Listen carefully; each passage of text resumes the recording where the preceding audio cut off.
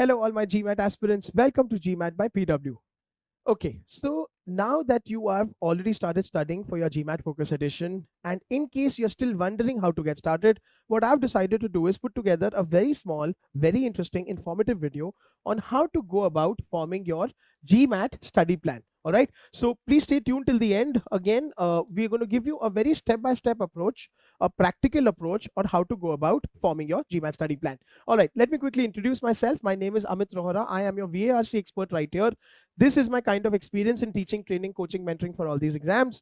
A lot of kids I have helped them to reach their dream B schools in India and abroad. Not only that, I'm also a visiting faculty of MBA in colleges offering national and international MBA. My favorite part is I like to call myself a rockstar creator, and you guys are Amit sir ke rockstars. Chaliye, let's get started. So first and foremost, okay, doesn't matter on what stage of your prep you are right now, this is a good starting point. Please start thinking about this. That is, decide on what your target GMAT score should look like.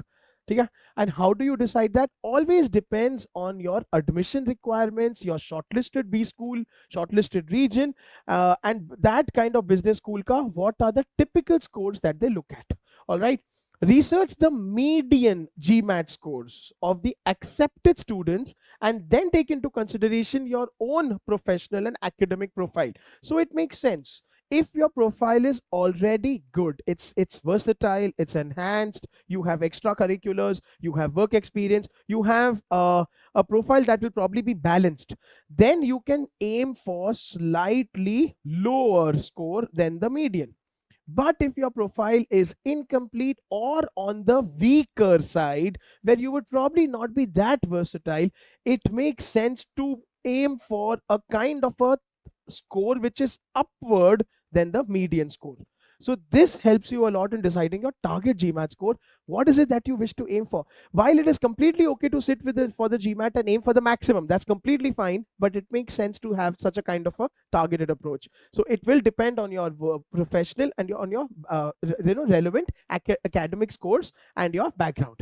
Chaliye. Point number 2. Now please start also taking a trial mock. As you know, most of the players out there, including us, we offer you a first free mock GMAT, which is the actual simulated mock GMAT. This will give you a very good idea of not only your overall score, but also with data on components of your performance, such as sectional ability score. Matlab, this will tell you whether you are good, obviously, at verbal, at quant, or DI broadly. All right, so you'll come to know what are your strong points, what are your weak areas. More importantly, within that, subsectionally also you will find out what are the topics. So again, what are your strengths, what are your weaknesses, what is something that is super threatening to you. This will give up very strong insights. So this will directly impact on those areas that you need to work on, those skills that you just need to sharpen or you need to focus on. This will also throw up some blind spots, such as, are you making silly mistakes? Are you overlooking options? Are you misreading information? So it always makes sense to, first of all, to get the flavor and the feel of the actual GMAT. To do this, please do this at the earliest. Okay, chalo. So now that you're done with all of this, now let's deep dive into the paper and now start deciding, because this is our exam where we are in control. So don't forget, don't let the exam control you. Now let's define our target sectional scores. Now again, the best part about GMAT is obviously there's no sectional cutoff, right? That you need to score a threshold score or a bare minimum score per section. You don't have to. But then how do you maximize is what I'm trying to illustrate here. This is for illustration purpose only. Everything is obviously approximated. Okay? Define the target sectional scores for quant, for verbal, and data. Besides, this is on basis of what? This will be on basis of what are you good at, what are you weak at, what is your interest level. Please keep in mind. So this will play a very, very important role. All right.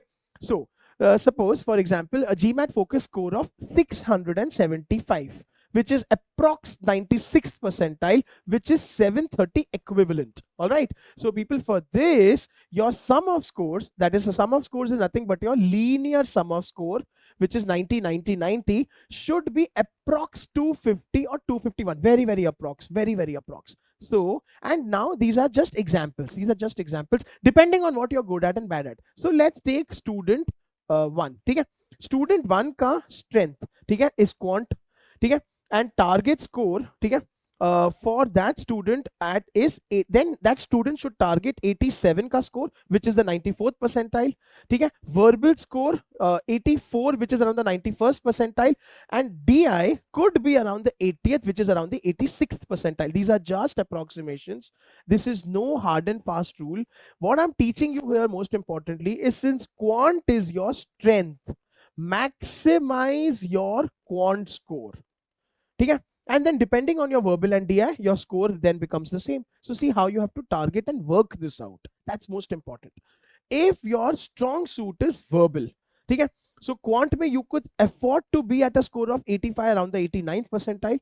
It makes sense for you to score highest in verbal, that is 86 ka score at the 96th percentile. Again, DI mein you could afford to then do this and still arrive at a score of 251. So different combinations, nothing else. Again, what I want you to focus on is how you need to play to your strengths, because GMAT allows you to do that, and then kind of not downplay your weak areas, but you could then capitalize on your strong areas. Finally, if DI is your strong suit, it makes sense for you. Then okay, quant could be 85, which is around the 89th. It makes logical sense. If DI is your strong suit, quant as such will be strong. Now you could afford to go this low in verbal. You could maybe at a score of 82, which is the 79th percentile, and of course DI 84 at the 98th percentile, you will still end up scoring 251. So three very different combinations depending on what your strong suit is. The numbers are very approximate, so don't debate or dispute them, please. But then figure out this right at the start. What are you good at? And you gotta maximize your score and aim for the 90th percentile plus bare minimum in your strong suit. And then in your weaker sections, you could then play around somewhere. If you observe, say around between the close to the you can also go up to as low as 80 percentile. But then this will give you your target score, which will give you your target percentile, which is the GMAT Focus Edition equivalent. Very important. Please start thinking about this. All right. And then of course then it becomes kind of easy, because now you know what are you good at and what are you bad at. You know what your target is, you know where you have to reach. So please decide on your sequence of attempts. As simple as that. Now there are only three techniques here. Sorry, there are two techniques here. You could do the third one, which is optional. You start with quant, go on to verbal, and then you do DI. Yeah, so begin with the quant section. If you are weaker in quant, fully grasp all the concepts and problem types before moving on the verbal. Once you're comfortable with both, progress to the DI. 100% might suit you if you prefer mathematical. If your mathematical and analytical approach to problems before dealing with verbal and language. Weaker, this should be stronger. I think this is a typo. So this makes sense, no problem at all. And then you could obviously flip it. You could start with verbal. If you find language and verbal 100% to be more challenging, you might prefer to start with the verbal, then move on to quant, and finally move on to DI. It's completely okay and absolutely fine if you were to start with the DI section also, if that works for you. But decide on this ideally at the start.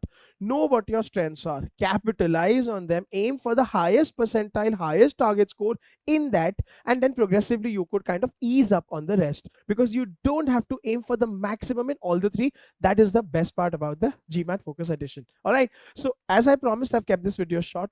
Should you have any kind of queries or concerns, please leave a comment for me in the video. My team and I will definitely try to revert to you. Also let me know what challenges are you facing when it comes to the GMAT Focus Edition. I'll create and get videos on the same as well. Until we meet again, please take care, please stay safe. All the very best for your GMAT. This is Amit sir signing off.